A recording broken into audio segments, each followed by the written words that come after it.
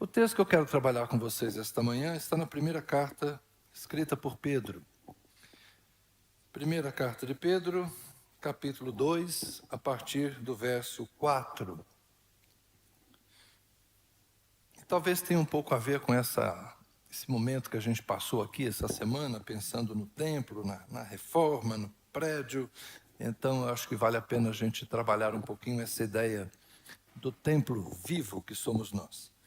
Primeira carta do apóstolo Pedro, capítulo 2, verso 4, diz: chegando-se a ele, a pedra que vive, rejeitada sim pelos homens, mas para com Deus eleita e preciosa, também vocês, como pedras que vivem, são edificados casa espiritual para serem sacerdócio santo, a fim de oferecerem sacrifícios espirituais agradáveis a Deus por meio de Jesus Cristo. Pois isso está na Escritura.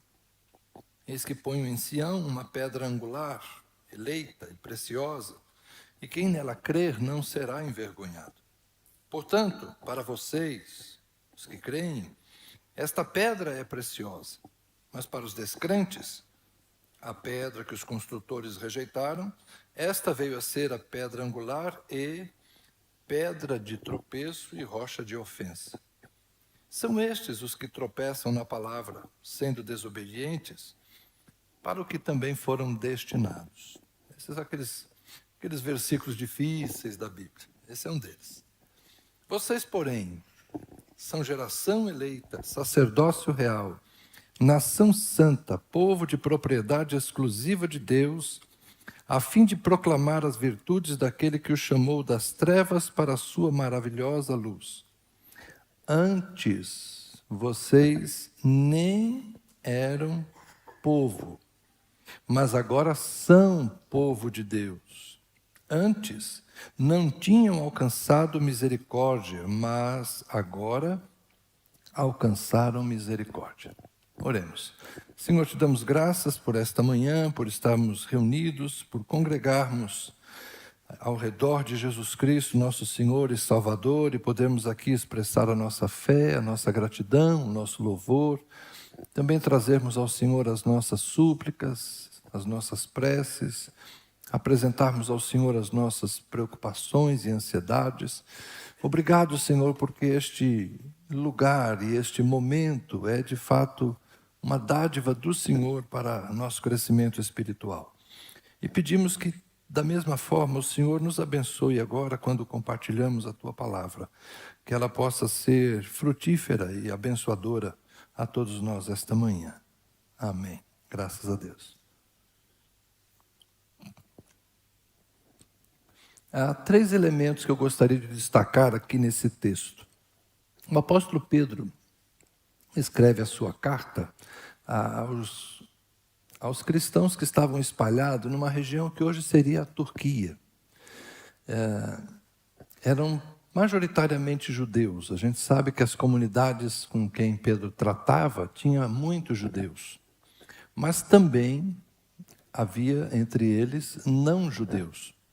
Por isso aqui a gente percebe no final do texto ele dizendo: vocês não eram povo, mas agora vocês são povo de Deus. Ele está falando então a uma comunidade híbrida de judeus que viviam na diáspora, na dispersão, que estavam espalhados pelo mundo, viviam, portanto, longe de Israel, longe de Jerusalém.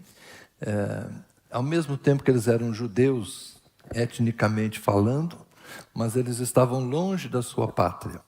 São aquelas pessoas que vão falar 2 idiomas. Ele tem o idioma que fala em casa com os pais, porque é a língua original da família, mas eles estão vivendo em outro lugar. Então, por conta disso, das suas relações sociais, profissionais, comerciais, eles têm que falar a língua do povo dali. É uma coisa muito comum no mundo de hoje. Aqui no Bandeirante, por exemplo, nós temos algumas famílias de imigrantes africanos. E é interessante a gente passar por eles estão conversando lá nas línguas deles, não é? É uma sonoridade bastante diferente. O espanhol a gente entende, fica moleza, mas quando a gente percebe essas pessoas que são de outro continente, falando uma outra língua bem diferente, aí você convive com as crianças, com os filhos deles. E os filhos deles falam um português absolutamente perfeito, sem sotaque nenhum. Né? Então a gente tem que imaginar esse tipo de judeu, esse judeu da diáspora, esse judeu que às vezes nasceu fora e talvez nunca tenha pisado Jerusalém, mas ele conhece as histórias, ele conhece a tradição e ele sabe, não é, acerca de Jesus e do que aconteceu em Jerusalém, mas é uma realidade distante para ele. Então Pedro escreve para uma igreja híbrida, tem judeus e tem gentios. E esta igreja está vivendo uma nova espiritualidade, uma nova forma de se relacionar com Deus, muito diferente daquele culto lá de Jerusalém, onde a gente, por ler os evangelhos e por conhecer um pouco do Antigo Testamento, a gente tem ideia mais ou menos como as coisas eram. Então Pedro usa a linguagem que eles compreendem. A linguagem referindo-se ao templo, referindo-se aos sacerdotes e referindo-se aos sacrifícios, que é uma expressão religiosa típica de Jerusalém. Em Jerusalém estava o templo. Em Jerusalém oficiavam os sacerdotes. Só em Jerusalém se ofereciam sacrifícios a Deus. Era o único lugar onde era aceitável oferecer culto de sacrifício a Deus. No passado, lá atrás, eles sacrificavam em diferentes lugares, mas na volta do exílio, para livrar-se da contaminação da idolatria, então se instituiu, não, o culto é só Jerusalém, é só aqui que se faz sacrifícios, venham todos para Jerusalém. Dia de festa, todo mundo vem para Jerusalém. O lugar que Deus escolheu é este aqui. O templo que Deus colocou o seu nome é esse aqui. O sacerdote que pode fazer é este aqui. Essa era a lógica da antiga aliança. Então Pedro fala para pessoas que conheciam essa religião.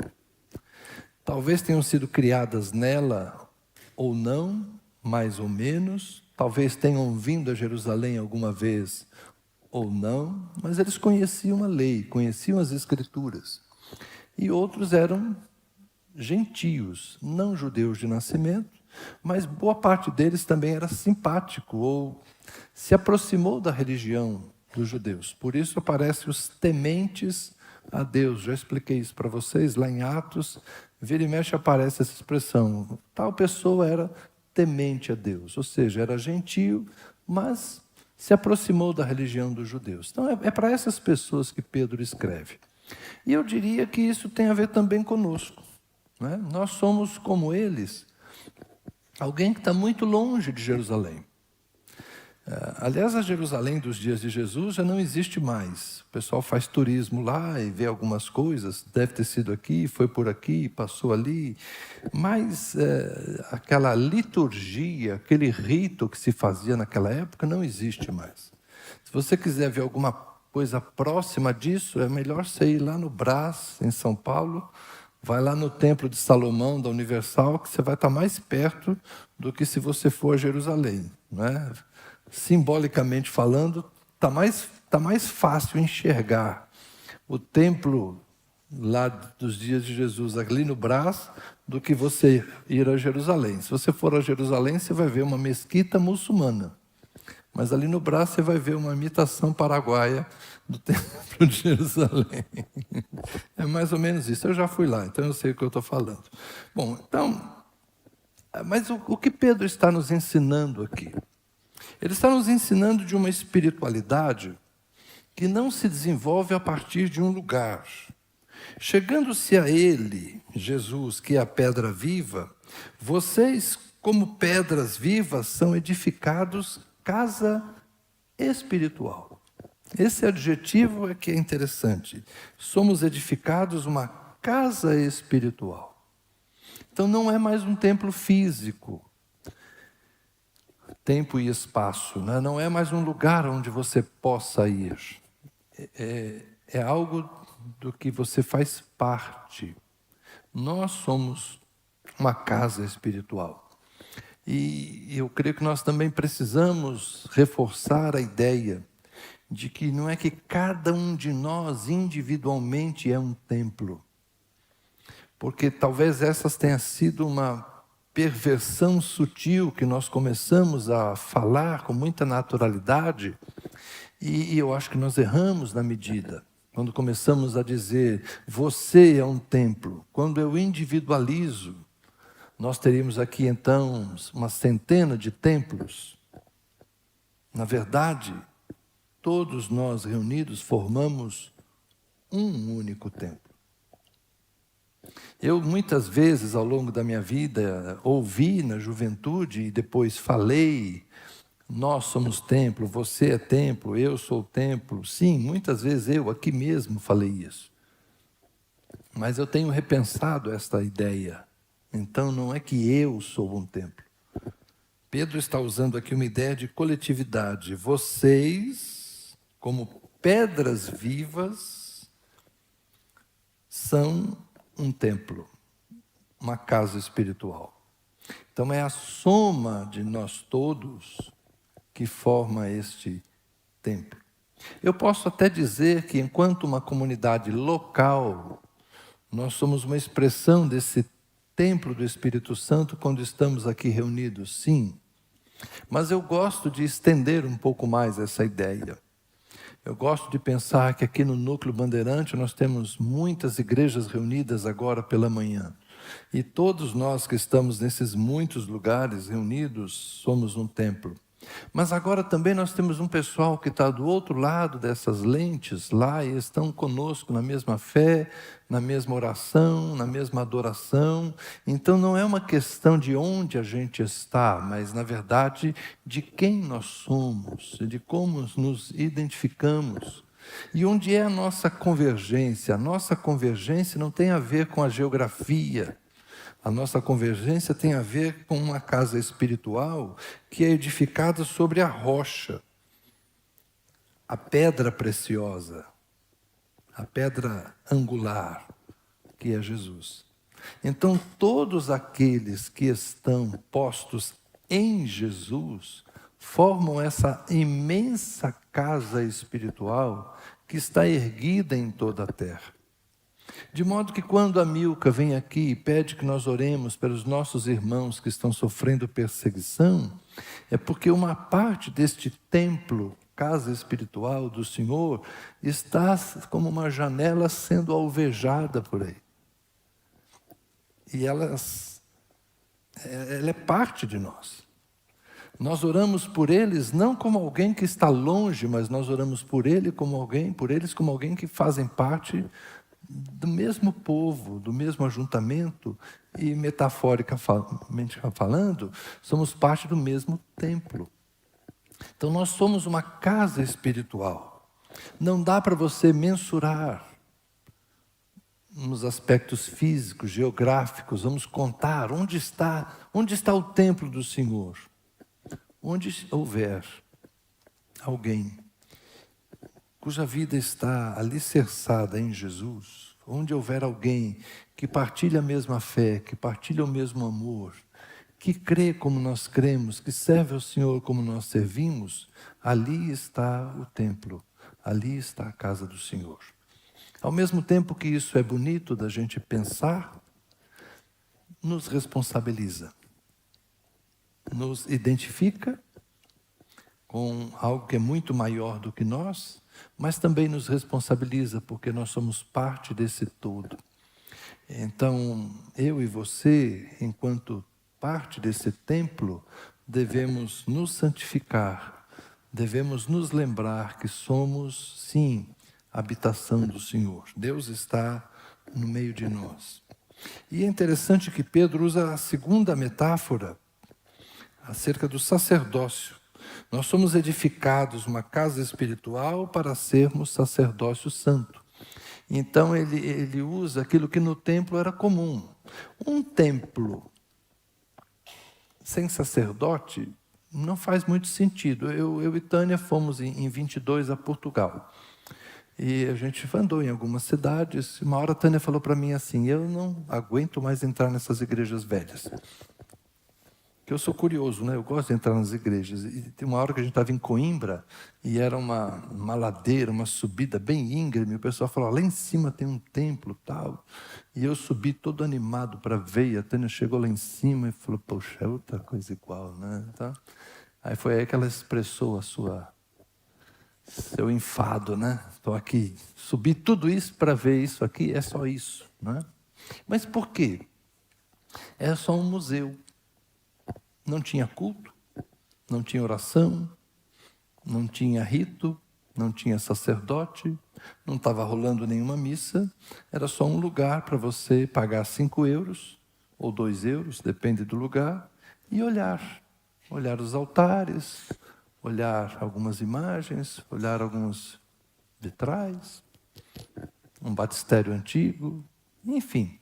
É um templo sem sacerdote, é só um prédio.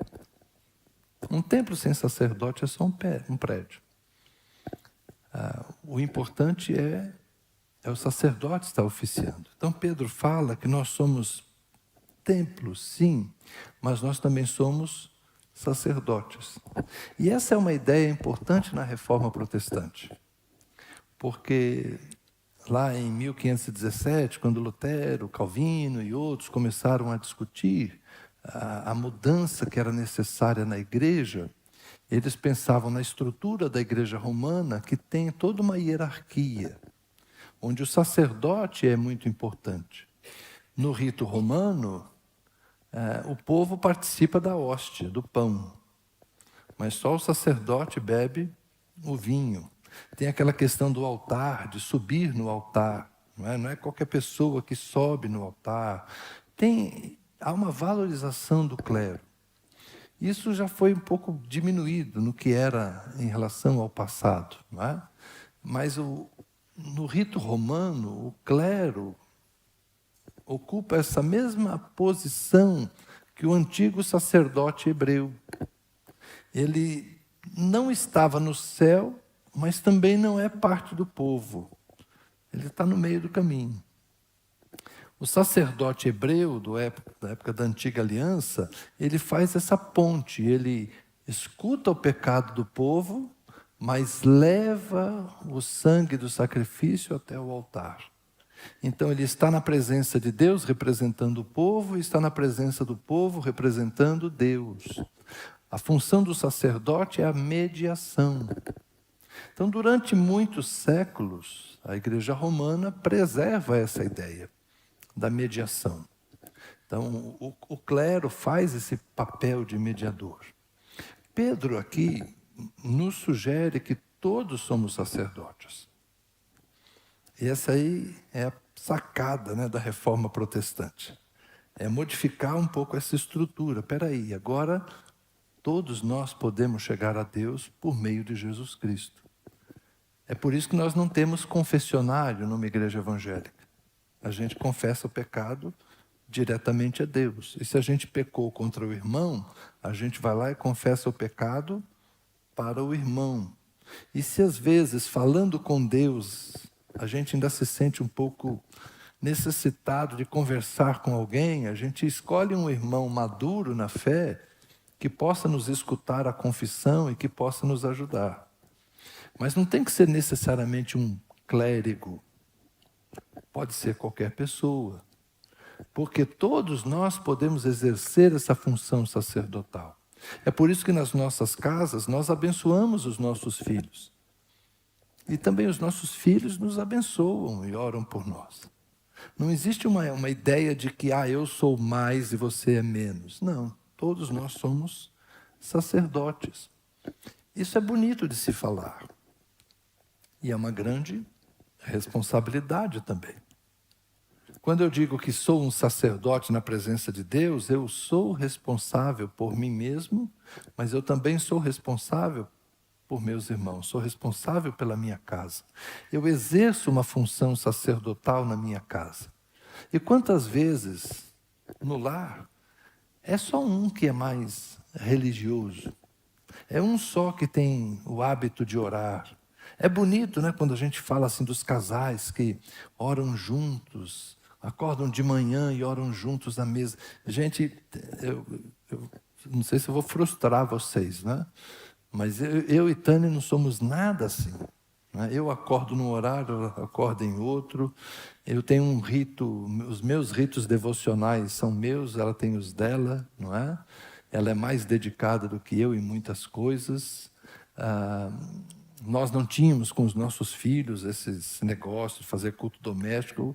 Nesse sentido, eu falhei, não é? E admiro muito quem faz. Né? E às vezes eu viajo e o pessoal senta à mesa, pastor, vamos lá, eles ficam esperando que eu ore, né? Tá bom, vocês querem orar, mas por mim eu já vou com garfo ali, já puxo logo as coisas, né? Mas não, temos que orar, né? É um pastor, né? Então eu falo assim, vocês sempre oram ou vocês só estão orando porque eu estou aqui? Né?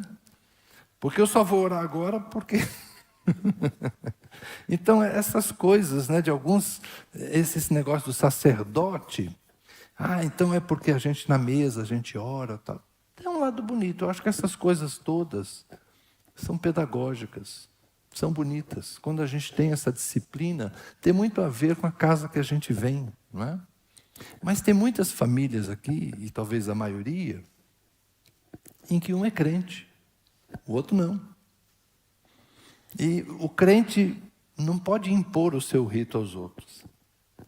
Mas a gente faz, a gente ora. Às vezes, eu diria que essa é a regra. O marido ou a mulher, um dos dois é mais da espiritualidade. O outro é mais da praticidade. Um espiritualiza as coisas. O outro naturaliza as coisas. É a coisa mais normal. Então, se você é o lado mais espiritual da casa, cumpra o seu papel. Se você é aquele que ora, mas ele nunca ora comigo, ore pelos dois.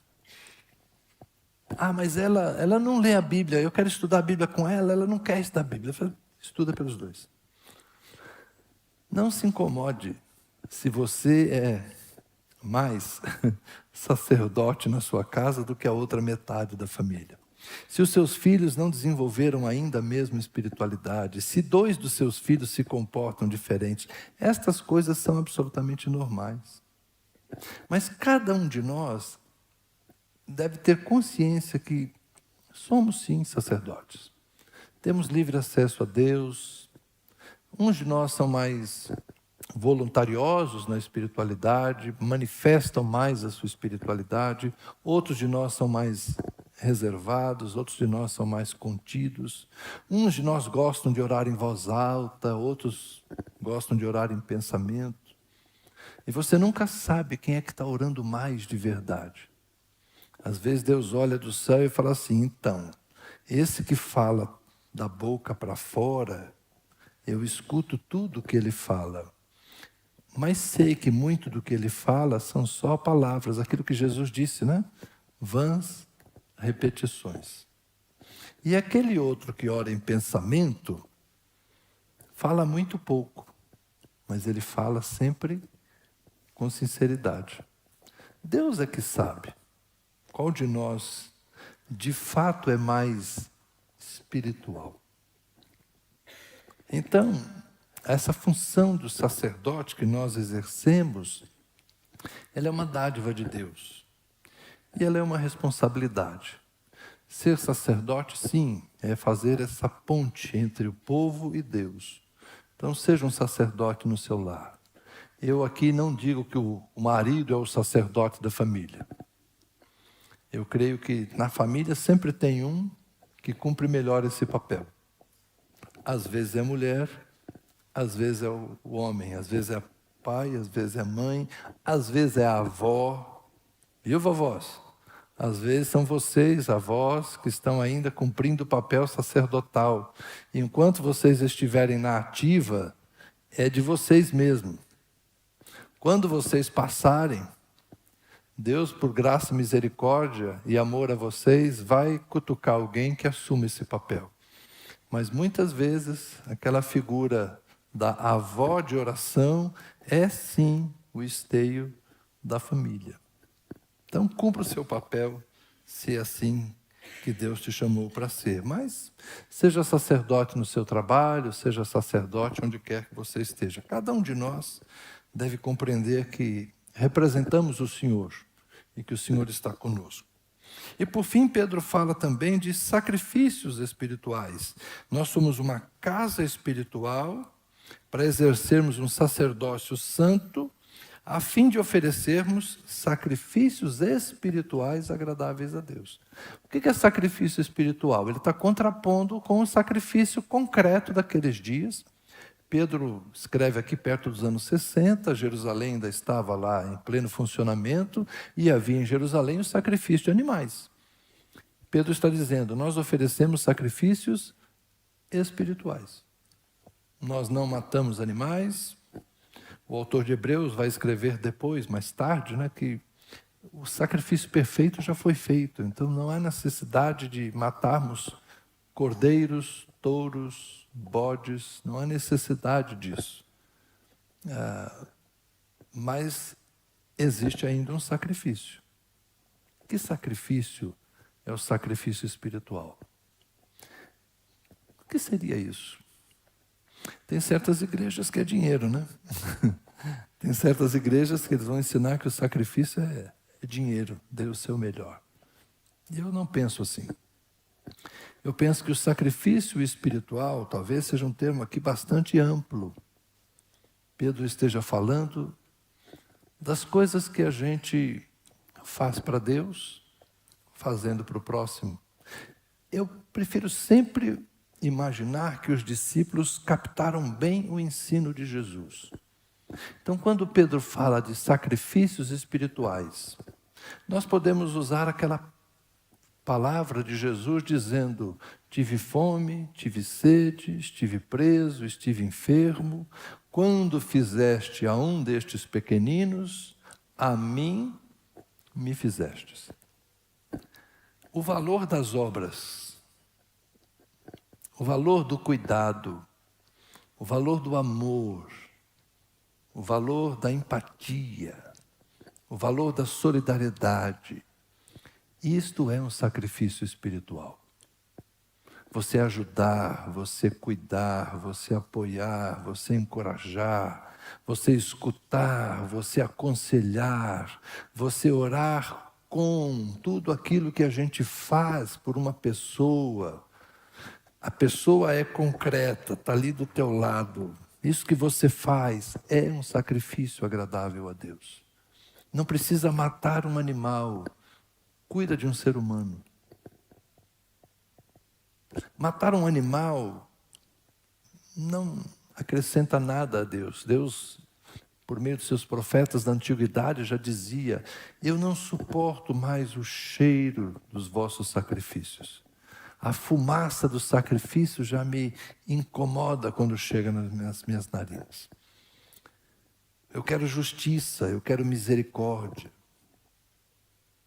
O que Deus quer de nós, de fato, é um pouco mais de empatia, um pouco mais de amor, um pouco mais de ação, de envolvimento.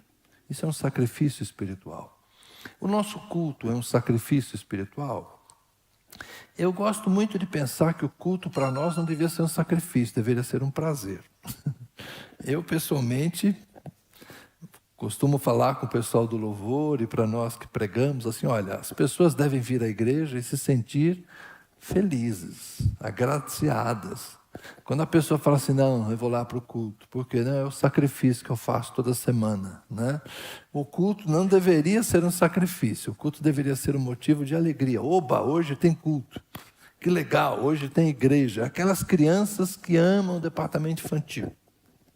De vez em quando eu brinco com os pais, nunca diga para o seu filho, ó, se você não se comportar domingo, você vai ter que ir na igreja comigo. Para ele nunca associar igreja com castigo. A igreja não deve ser um lugar de castigo.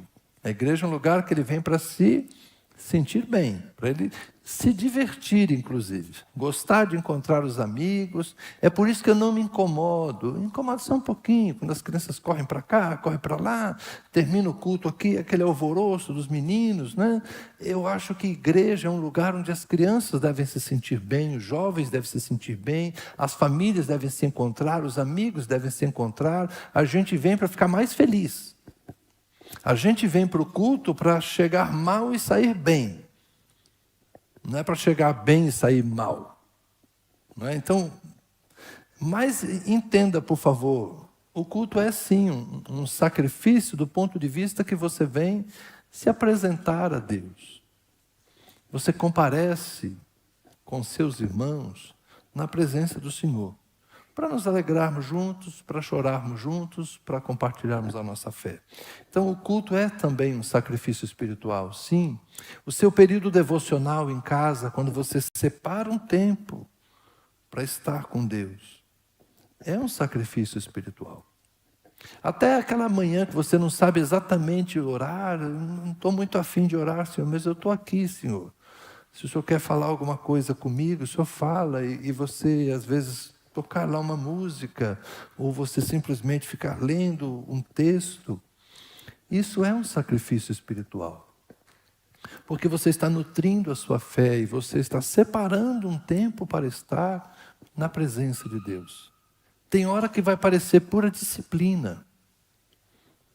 Tem dia que a sensação é assim, olha, eu estou aqui meio amarrado, mas eu vou estar. Você pensa que é só você que sente isso? Eu também sinto. É o senso de dever. Eu vou orar por senso de dever. Eu vou ler a Bíblia por senso de dever. Eu vou na escola dominical por senso de dever. Sim. Tem hora que a gente faz as coisas como quem está cumprindo um dever. É um sacrifício, é um esforço, é um a mais que a gente faz. Mas é como a gente ensina para os nossos filhos. Filho, hoje você não quer ir para a escola, mas vai chegar um dia que você vai sentir saudade da tua turma da escola.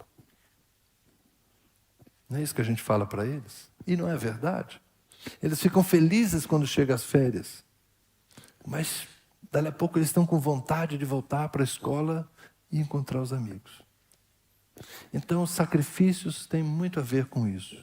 Com aquilo que a gente faz, com as coisas às quais nós nos dedicamos, mas, como Pedro usa o adjetivo, sacrifício espiritual. São coisas que a gente não consegue mensurar com facilidade. Não dá para você dizer, olha aqui meu sacrifício. Não. Não é o quanto você depositou de oferta, não é um animal que você sacrificou, é como você gastou sua vida, como você gasta o seu tempo, como você usa a sua boca para abençoar. Nós, sem dúvida, somos um povo abençoado.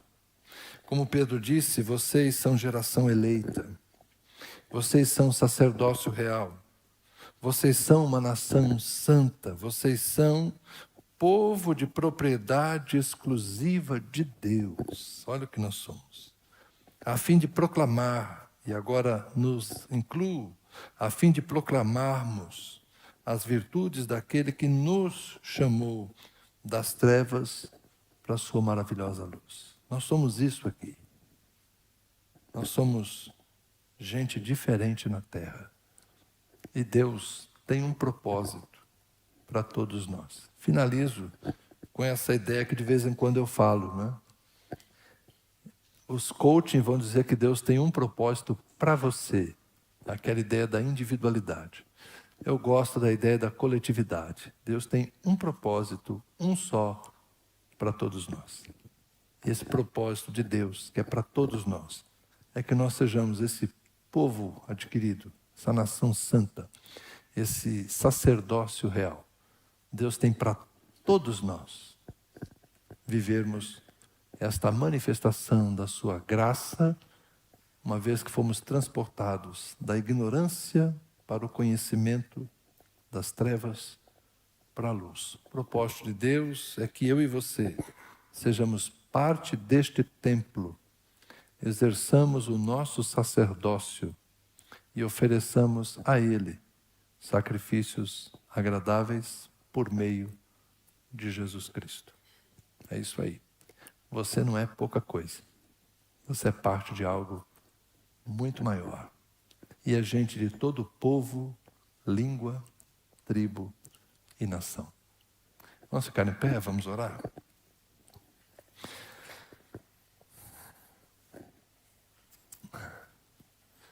Senhor, nós te damos graças, porque a igreja é maior, muito maior do que os nossos olhos podem mensurar. Porque o teu povo que está espalhado na terra é muito maior do que os nossos olhos possam visualizar. Muito obrigado, Senhor, porque ao longo dos séculos, a boa semente do Evangelho tem frutificado em tantos lugares e tem transformado a vida de tantas pessoas, como ouvimos hoje pela manhã. Obrigado, Senhor, porque sim, em muitos lugares do mundo, o Evangelho tem sido pregado, Jesus Cristo tem sido anunciado e tem sido experimentado o poder transformador que há no nome poderoso de Jesus. Obrigado, Senhor, porque a tua igreja tem sido levantada em lugares onde há perseguição e lá eles inclusive permanecem fiéis, não temendo as afrontas, mas suportando as provações. Obrigado porque aqui a igreja também floresce, Senhor, com liberdade, com possibilidades múltiplas de manifestação da nossa fé. Muito obrigado, ó Deus, porque vivemos nesse lado do globo tempos de paz para a propagação do Evangelho. E nós confiamos, ó Deus, na Tua bondade, na Tua graça, no Teu favor quanto a nós. E oramos para que tanto nós, a igreja que serve do lado de cá, como a igreja perseguida do lado de lá, que nós possamos ser uma expressão fiel de Jesus Cristo, nosso Senhor. Porque Ele também sofreu as perseguições, mas Ele venceu. E venceu pelo amor, venceu com graça, venceu com perdão. E que assim a Tua igreja possa também estar presente no mundo, Senhor. Exercendo a sua função sacerdotal, dando testemunho de quem é Jesus Cristo, manifestando a sua graça e o seu amor, mas igualmente o seu poder, o poder de dar vida, de transformar as pessoas. Senhor, que nós possamos ser fiéis no nosso chamado, na nossa vocação, no propósito que o Senhor tem para cada um de nós. Que nós possamos ser de fato um ajuntamento com cara de igreja, com jeito de povo de Deus, que nós sejamos sacerdotes, consagrados, santificados ao Senhor. E que a nossa vida, toda a nossa vida, possa ser um culto, possa ser um sacrifício aceitável ao Senhor. Recebe o nosso louvor, recebe a nossa adoração, dá-nos um restante de dia abençoado na Tua presença, Pai, em nome de Jesus. Amém. Amém.